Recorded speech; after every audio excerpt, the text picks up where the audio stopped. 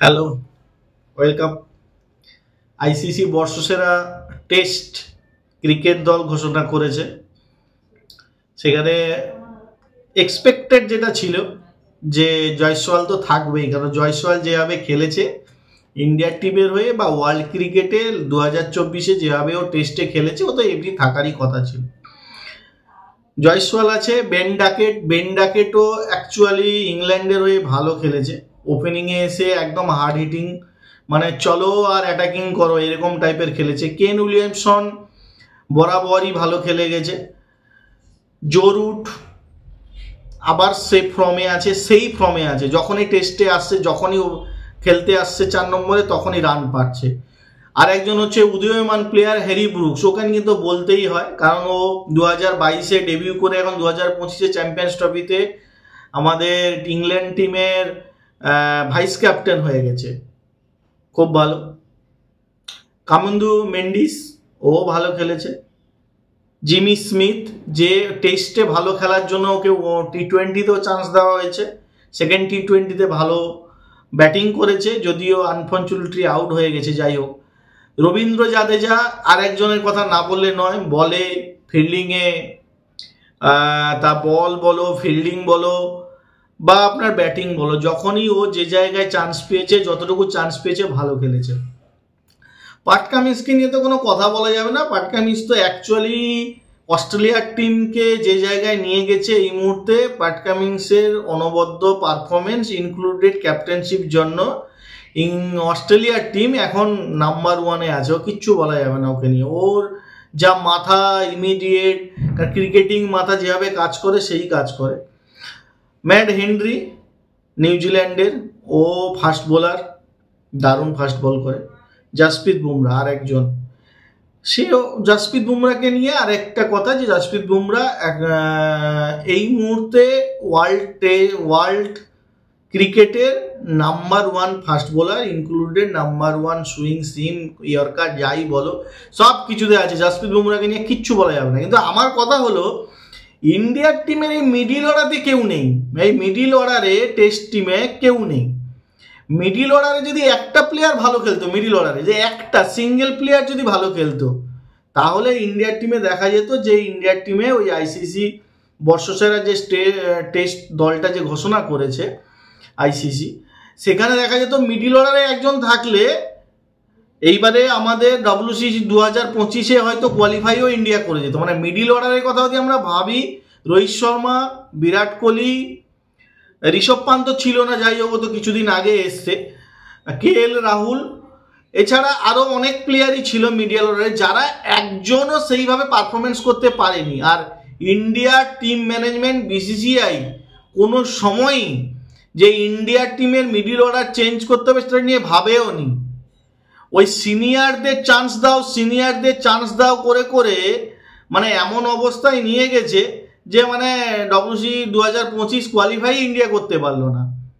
এমনকি যদি লাস্ট কয়েকটা টেস্ট সিরিজ দেখা হয়, যে সাউথ আফ্রিকা, নাম কি, নিউজিল্যান্ড যখন এসেছিল ইন্ডিয়াতে, বা শ্রীলঙ্কার সঙ্গে বা অস্ট্রেলিয়ার সঙ্গে যদি দেখো, ইন্ডিয়ার টিম এত পরিমাণে বাজে পারফরমেন্স ব্যাটিং লাইন আপে করেছে। বোলিং নিয়ে আমি কোনো কথাই বলছি না, বোলিং সবসময় ঠিক ছিল, কারণ ওদের যে এগেনস্ট টিম তারাও তো ব্যাটিংটা করতে এসছে ভাই, ওরাও তো ব্যাটটা করবে। তো সেইখানে দাঁড়িয়ে ইন্ডিয়ার টিম 250 রান, 300 রান কি 350 রানে যখন অল আউট করতে পারছে ওই উল্টো দিকের প্লেয়ার টিমটাকে, তাহলে ইন্ডিয়ার টিম কেন একটা 300, 350 রান করতে পারছে না ইনিংসে? 125, 150, 200, 250 রানে অল আউট হচ্ছে।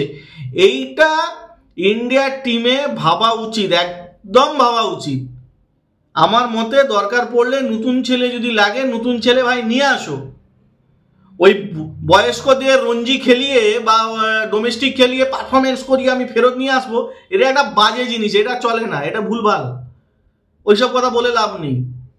যাদের বয়স হয়ে গেছে, যারা পারফর্ম করতে পারছে, তো পূজারাকে ছেড়ে ফেলেছি, যে পূজারা, রাহানে, ঋদ্ধিমান সাহা, যারা ইন্ডিয়ার টিমের জন্য অ্যাকচুয়ালি সেই সময় উপযুক্ত ছিল, তাদেরকে তো ছেড়ে ফেলেছিলে।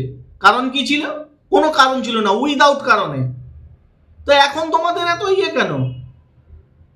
তোমরা দরকার পড়লে ওই ডোমেস্টিক না খেলিয়ে যারা অ্যাকচুয়াল পারফর্ম করছে ডোমেস্টিকে উদীয়মান প্লেয়ার তাদেরকে নিয়ে আসো ভাই। নতুন সিরিজ, নতুন সেশন শুরু হবে, আরও 3-4 মাস 5 মাস পরে নতুন সেশন শুরু হবে, মানে যেটা 25 থেকে 27 ডব্লিউসির জন্য যে ওয়ার্ল্ড চ্যাম্পিয়নশিপের টেস্ট ওয়ার্ল্ড চ্যাম্পিয়নশিপ যেটা শুরু হবে সেখানকার জন্য, তার জন্য তোমরা করো। ওই ওকে নিয়ে পড়ে থাকলে হবে না, ওই ওকে নিয়েই খালি পড়ে থাকবো, ওই যেটা করবে সেটাই হবে, এটা চলে না ভাই। তবে যাই হোক, ওয়ার্ল্ড টেস্ট চ্যাম্পিয়নশিপে আমাদের 3 জন প্লেয়ার চান্স পেয়েছে, এটা খুবই গর্বের, খুবই ভালো। আইসিসি বর্ষসেরা যে টিম ডিক্লেয়ার হয়েছে টেস্টে, সেখানে 3 জন প্লেয়ার তো আছে, আরও কিছু প্লেয়ার এলে আরও খুব ভালো হতো, ইন্ডিয়া আরও ভালো পারফরমেন্স করতে পারত। তবে এই জায়গায় বলবো, টেস্টে এই যে 4টে টিম, মানে 4টে, ইন্ডিয়া, ইংল্যান্ড, নিউজিল্যান্ড, অস্ট্রেলিয়ার আর আমার শ্রীলঙ্কা, এই 4-5টা টিমের কেন প্লেয়ার আছে, বাদ বাকি দেশের লোকেরা টেস্ট খেলছে না কেন, এটাও আইসিসিকে ভাবা উচিত। ওই আইসিসি T20 ওয়ার্ল্ড কাপ একটা করিয়ে দিল, যদি দরকার পড়ে টেস্ট তুলে দাও, রেখেছো কেন টেস্ট? যখন অন্য টিমরা পারফর্ম করে উঠে আসতে পারছে না, ওদেরকে তাহলে সেই স্কোপটা দিতে হবে, বা দরকার পড়লে আইসিসিকে ভাবতে হবে যে আমরা এমন একটা সিচুয়েশন ক্রিয়েট করব যে ওই সব টিমগুলো ওদের লেভেলে যেসব টিম আছে তাদের সঙ্গে প্রতিযোগিতা করে উপরে আসবে। যেরকম T20 ওয়ার্ল্ড কাপ 2024-এ ইউএ টিম যেভাবে পারফরমেন্স দেখিয়েছিল, যেভাবে খেলেছিল, কেউ কি ভাবতে পেরেছিল ওরা ওই জায়গায় এসে ওইভাবে খেলতে পারবে? তো এটা চান্স দিতে হবে, খেলাতে হবে, এইটুকু আমার মনে হয়, এইটুকু আমার মনে হচ্ছে যেটা বলার দরকার আছে। যাই হোক, ইন্ডিয়া টেস্ট টিমে, বর্ষসেরা টিমে 3 জন চান্স, আমাদের ইন্ডিয়া 3 জন প্লেয়ার আছে, খুবই ভালো। পরের বছর যে টেস্ট বর্ষসেরা টিম ডিক্লেয়ার হবে, সেখানে আরও বেশি প্লেয়ার ইন্ডিয়ার আসবে, আর ইন্ডিয়া অবশ্যই 2027 ডব্লিউসির জন্য ভালো একটা জায়গায় থাকবে, এইটুকু আশা করা যায়। এইটুকুই বলার ছিল। ওকে, বাই।